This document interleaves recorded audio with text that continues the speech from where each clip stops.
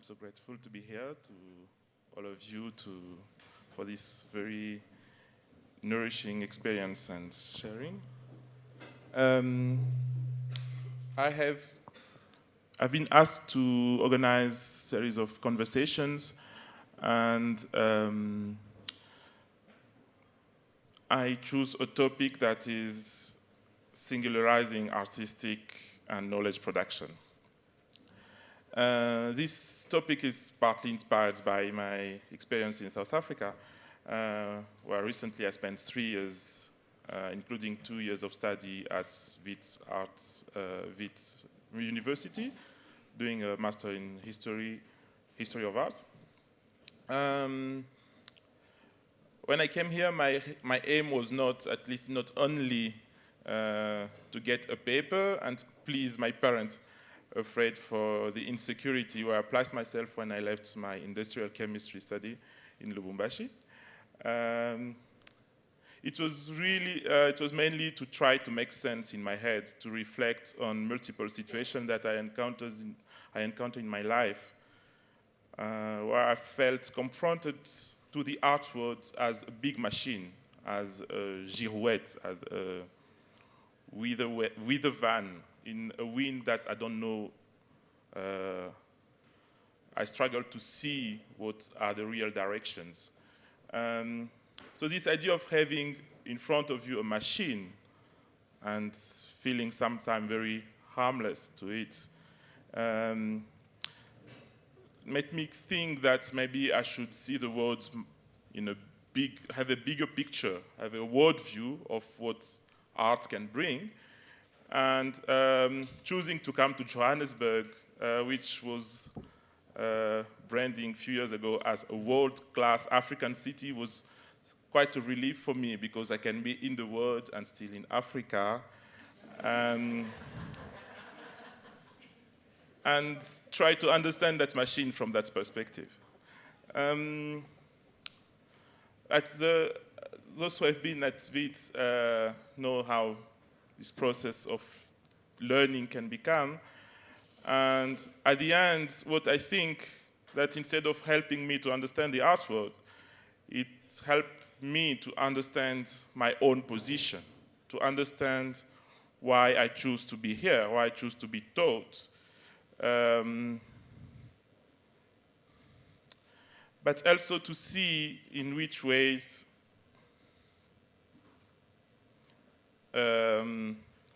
my position was very something that I need to share with people to help to make sense. Sorry, just put it later on.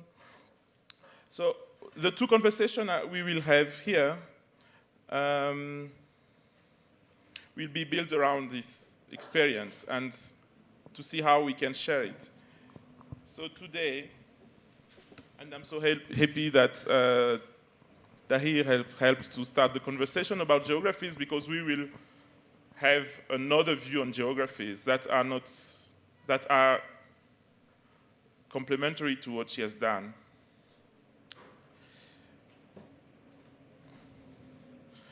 So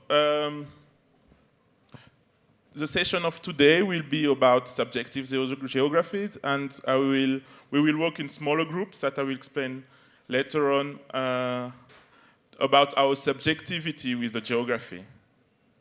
And tomorrow we'll start to think of this machine really to see how we can take back the remote control, as it's called. And that will be a conversation that I will have with Nontobe Kontombela, who is a lecturer and curator at Wits, who was my supervisor, so it will be an extension of our discussions. And we will be in dialogue with an interview that I did with Emma Woluka Wanambwa, who is a Ugandan-born, London-based artist. So just very quickly, this quote that I was reflecting about the process of singularization as a way of rejecting all this mode of pre-established encoding and all this mode of manipulation and remote control, rejecting them in order to construct mode of sensibility, mode of relation with the other, mode of production, mode of creativity that produce a singular subjectivity. So this is a quote by Solé Rolnik. She's actually a psychiatrist and art historian from Brazil. Sorry, my Belgium is already coming through my mouth. Look how I'm colonized. So she's from Brazil, and she was one of the people who coined this anthropophagie culturelle, the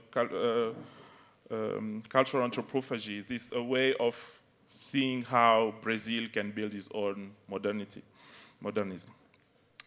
So what we'll do today, it's a method named Word Café. So I'm very happy that the setting that was conceived by the organizers is already a cafe. So we'll keep this cafe, and we'll be discussing on the different tables. But I would like to have smaller group. That's what we have now. So to have 5 persons staying on the table. So those who are more than 5 will be asked to be split in 2 tables, or to remove. There are more tables on that side of the room. So if you are just 4, it's also fine. But if you are more than 5, it will be very difficult, because we will only have 15 to 20-minute discussion. So it's very short, and we'll really like people to interact enough. And we have 3 questions. So every question will be discussed in one session on a table. And after one question, we move from one table to the other, in the order which is not pre-established. So you will meet another group of people on another table. One host stays at each table. So there's one person who is not moving. And he takes notes on a paper that will be distributed soon. And he also makes sure, he also briefly explains the previous answers so that you can start from somewhere. And then, which is not actually a World Cafe need a plenary session afterward, but I've on purpose decided to not do the plenary, because we'll have 12 tables, and the aim is not actually to produce projects together, but more to target discussions about our practices. Voila. I don't know, I think I will come again on this to make sure that things are working properly. I will introduce the question, if there's no any very urgent question, because I will also be during the session to facilitate the grouping and the facilitation in small groups. Okay, so I will introduce the question. And actually, yesterday at the art fair, I saw Mishek Basambu from Harare, and he gave me a very nice postcard that I think was very interesting, because that's actually exactly the same question that I wanted to discuss in Word Cafe.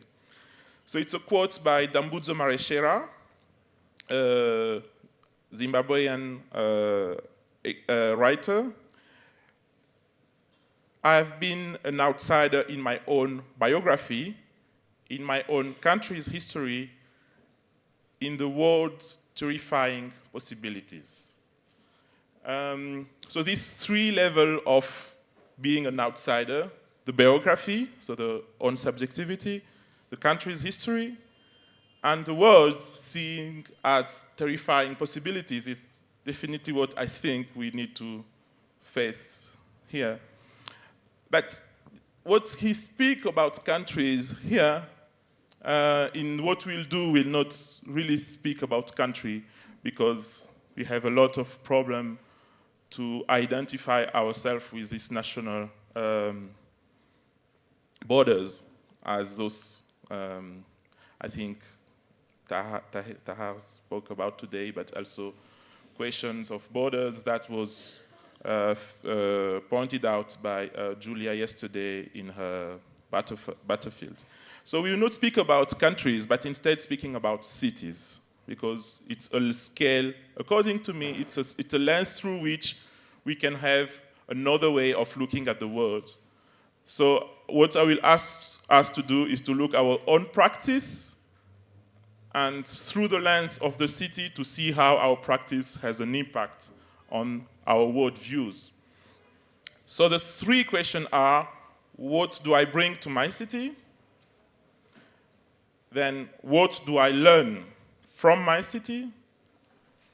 And the last is what me and my city want to tell to the world. They are very easy questions. They will stay here for each session. That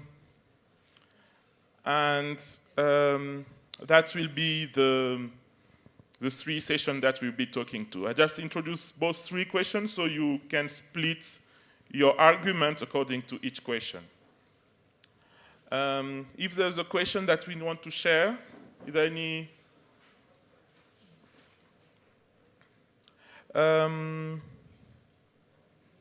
Okay, so we will organize. I've been talking to some of you about moderating. Thank you for those who have made themselves available. I think we need more people, but maybe we first split in groups and then we see if there's a moderator. Just to make you remember, the moderator stays at the table, all the rest of the people move from the table after one question. And the moderator is also in charge of note-taking. So that is it. So we organize the table in 5 minutes, if possible. So those who are 5 on the table, like this table can stay as it is. Those who are more than 5, please, those who consider that they want to move can go to another table.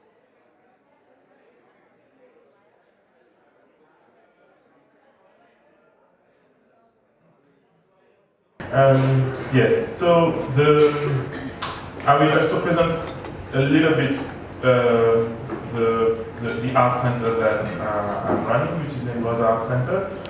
Waza Art Center is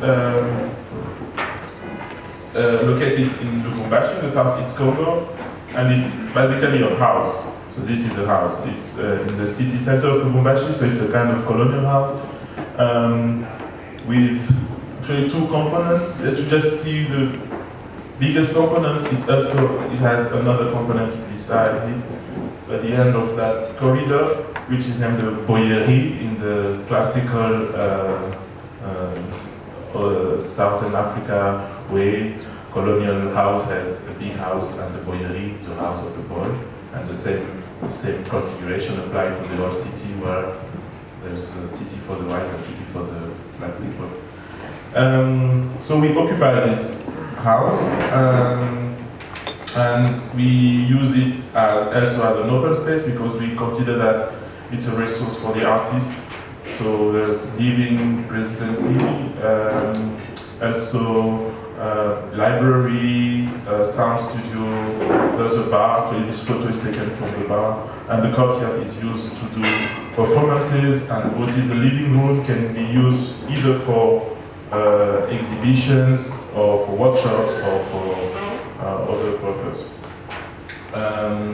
But the courtyard is also used for performances. Like here we have one of the performances of an artist from Lubumbashi named David Shongo, who did a video and performance.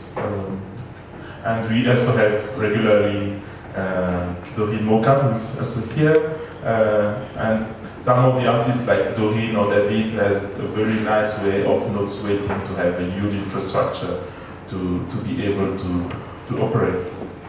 I'll come back to the house. There's also this idea if we are an alternative space, because when I'm abroad and I describe what we do, the scale that is considered as we are an alternative space. It's very difficult from the context of Lubumbashi to say if we are an alternative space, we are alternative to what. In the conception of the people in Lubumbashi, if we have terms of scale and in terms also of more flexibility in programming, they will see us as an alternative to French Institute rather than an alternative to the museum, for instance.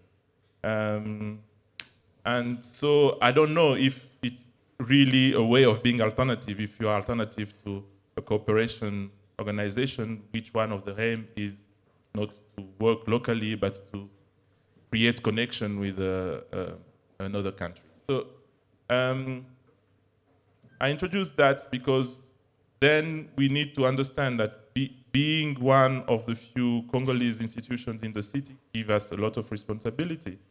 And one of those responsibility is to understand what can be our relationship with the existing organizations inside the city. We could also have said that we are alternative because we are filling the void of museum or art school, but that is not the case, because in Lubumbashi we have a museum and we have an art school. But in which state, in which condition are those two institutions that, like to have an anecdote, when we sit down with the art school or museum to do a project together, they always agree, and most of the time, for them, it's an opportunity because... Fine. Okay, fine. So, okay, now we have to see how those institutions are part of a long history that is really an history of white figures coming to the city. So how, as I was explaining the question of Margaret Trowell, in Lubumbashi, the museum was also founded by two very important figures, which are Francis Cabu for the museum, and the Lubumbashi School by Pierre-Romain Desfossés, a French soldier. And all of them has the same idea of what is Africa. They felt that they were a kind of settler idea about Africa, so they came to stay and they have complicated relationship with the colonization and the country where they're coming from. But at the same time, the idea of Africanness that I want to label on African artists and African culture raise much more question that when we feel attached to the same story and to the same legacy, we have a lot of difficulty to deal with as an art center. So that's very shortly what I can say, and leave the microphone to Noto to present her institution, and then to wrap up with something very special that we are doing together, where if we have 10 more minutes, we can have a discussion with you.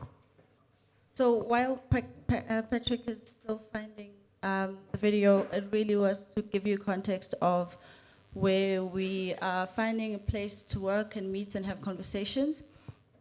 As Patrick's mentioned yesterday, we've been sort of in conversation for the last 4 years, with him sort of doing his master's, and eventually conversations of an observation that we've made over the years. So I am part of the Department of History of Arts and Heritage Management at WITS. And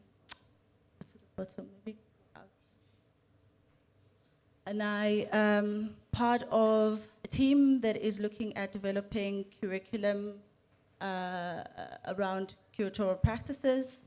And but this interest in curatorial practices has been one that is, for us, interesting in thinking about contemporary practice, thinking about process, thinking about sites in which, sites of knowledge, and thinking about post-academic space and how to think about where knowledge resides. And these conversations, for me, have been an interest in thinking about ways in which curating, curatorial practices, questions around curating, exploring how do we begin to think about process as knowledge. And going back to Emma's provocation, which we thought to frame this conversation is to think about how do we begin to think about these development of curatorial practices around decolonizing the curriculum. Of course, many of you will know the recent histories in universities in South Africa recently that have been probing this question around decolonization and thinking about accessing knowledge. So I've been watching with curiosity this idea of, what we mean by questioning the curriculum, what we mean by I've watched with curiosity the last 6 years working at WITS, how, this idea of rewriting.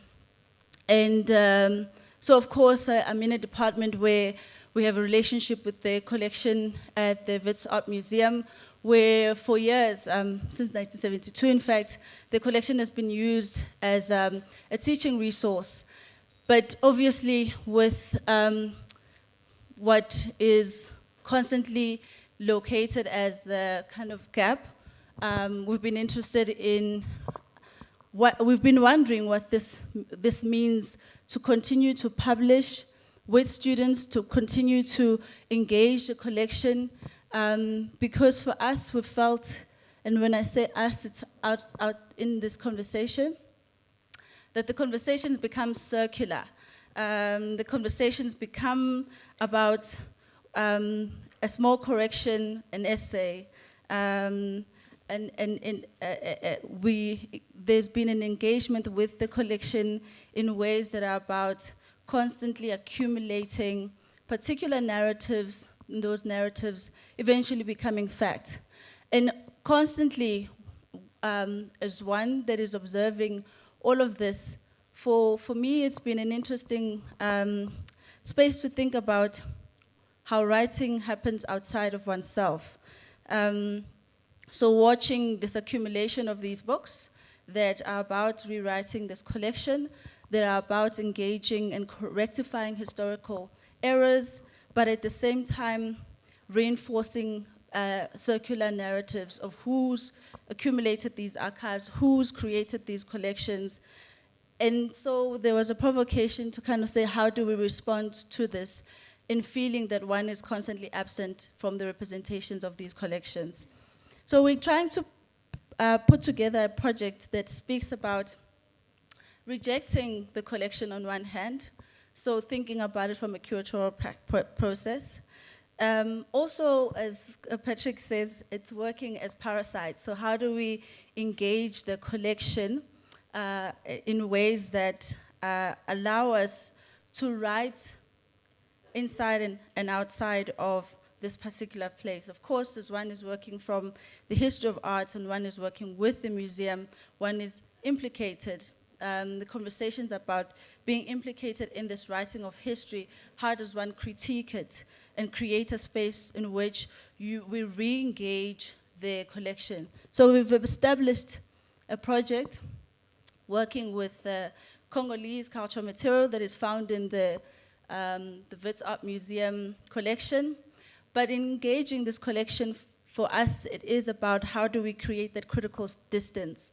So on the one hand, I'm speaking from within the institution, but I'm interested in the conversation that happened regionally. So when we speak about source communities, how do we engage the collections? Because, of course, all of this writing has happened outside of a contemporary community. And how do we then engage this contemporary community? With kind of zero budget, we've began to have conversations in Lubumbashi. This began beginning of the year, and we had a follow-up workshop, which Patrick will speak about, and trying to engage and activate these collections and also problematize South Africa's relationship with other spaces. We have museums that have objects of other regions, but these museums hide behind rewriting these narratives from the very same points and references that are problematic. So it's an ambitious project in trying to have a conversation also with communities that at some point reject the very same objects. And so we began this conversation, and maybe Patrick can give a small brief introduction of the workshop. So last July we received in Lubumbashi Nonto with Sam Edloli from Standard Bank, because the collection of WAM is owned by Standard Bank, and Jero Fatso from WITS as well. And we also gather some artists and curators from Lubumbashi, from the National Museum, and also from our community of artists. And we invited people who has a particular knowledge of that collection because of those communities. So we have Papa Kapenda, who is from Chop origin, who went through an initiation, and Papa Shimba and other people. So the idea was to start a conversation that is not only academic or only artistic or coming from one perspective, but trying to multiply the voices that could raise a new layer on the knowledge on those collection. Yes, so we had very interesting conversation where from those diverse perspectives we were trying to gather knowledge, but also try to gather to complicate what can be the knowledge of such a collection, considering also being sensitive, being watching it and interacting with it is also a kind of knowledge on the collection. So the idea of the project is to develop exhibition between inverted commas in Lubumbashi, but in a process that is also integrated in the course on curating exhibition that Nonto has with master and undergrad students at WIT, alongside with series of residency both in Lubumbashi and in Johannesburg. And in Johannesburg, the artist who will join the student here is an artist named Hilary Balou. So we are sending Hilary Balou is part of Kina Art Studio, the collective run by Vitra over there. And in the book that is circulating, the two post-it are showing his work and his biography. And of course, this project, as we said, has a long history before, and it has a long history after, because of course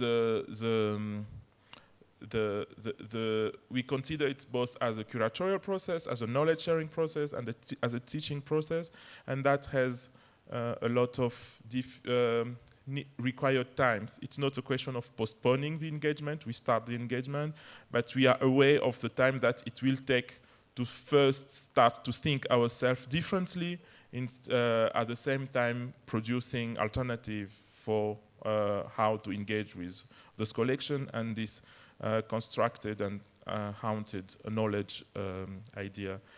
One of the critical things that Emma asks for us that's been important to think about is, again, how do we begin to think about language and the way that we use language to deconstruct the way we engage with knowledge.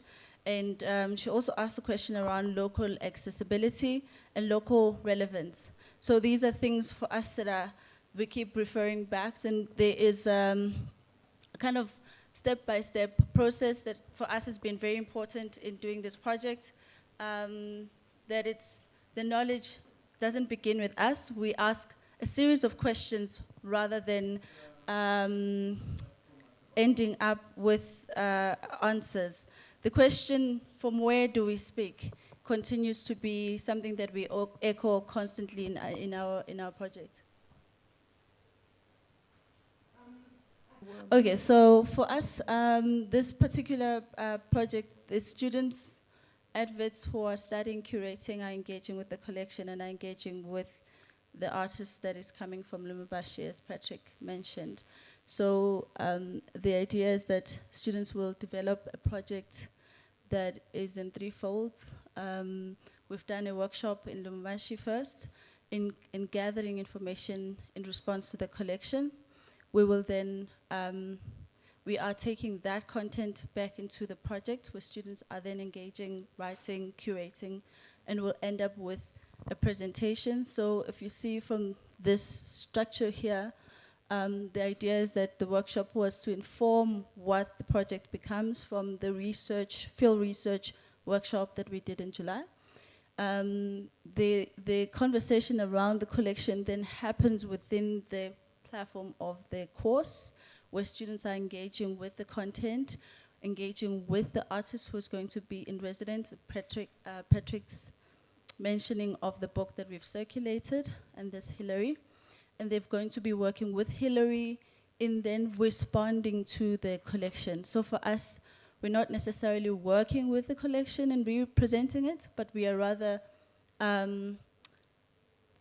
working with an artist to have a response to the collection. So hence I spoke about the idea of critical distance, so not to reduplicate representing the collections, because those kinds of things are happening in any case, but rather to think about how is a contemporary artist like Hillary working with notions that come out of such a problematic collection.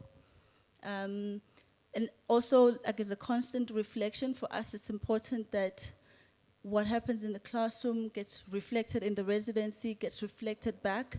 So we'll have other presentations in Lubumbashi prior to then having another presentation in Johannesburg. I hope that makes sense.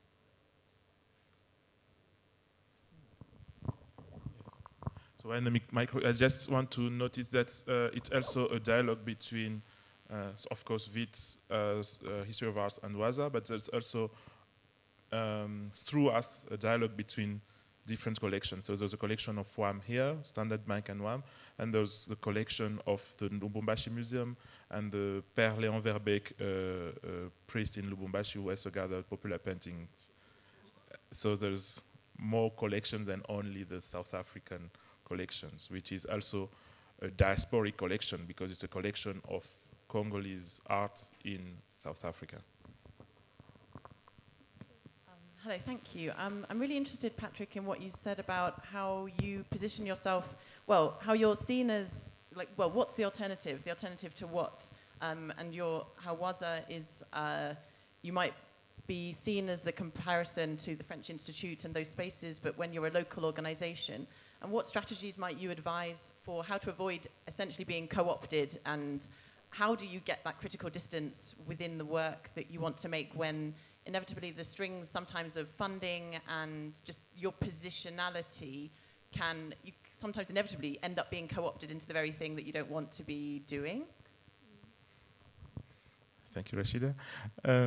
I think it's an interesting question, difficult to answer in a short moment. One thing is that doing what I do in a context like Lubumbashi is only possible as when I started at the French Institute professionally. I was part of many collectives and doing works, not being paid for the work I was doing. So my first paid position was at the French Institute for 5 years, and I quit it. I quit the position because it's. There's a moment when you think that your ideas are not well articulated in the frame of the institutional framing. So since 8 years that are running the art center, we have gone through a lot of different phases. What is clear for me is that we are two different organizations, we have two different aims, and that I always say to every time I meet them, that to make my intention clear, I'm not there to please them.